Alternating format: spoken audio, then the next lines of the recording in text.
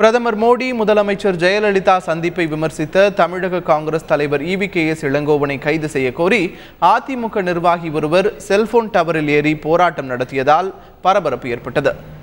சென்னையை அடுத்த வானகரம் பகுதி அதிமுக கிளை செயலாளராக இருப்பவர் குமார்.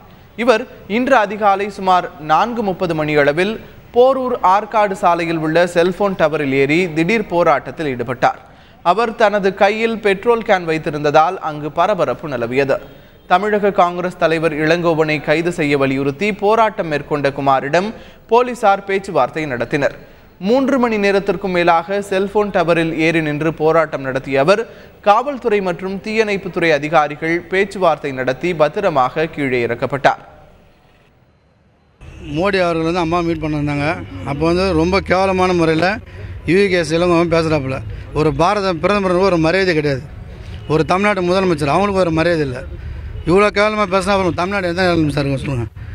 அம்மா அவர்களை கேவலமாக பேசினால அந்த வன்முறையை கண்டித்து இப்போ நான் உண்ணாவிரதம் காலையிலேருந்து 150 உயரத்தில் டவரில் ஏறி காலையில் 4:30 மணிக்கு ஏறினேன். இவ்வளோ நேரம் மேலே இருந்தேன். போலீஸ் கெடுபிடினால ரொம்ப இது பண்ணதான் நான் இறங்கி வந்துட்டேன் கீழே.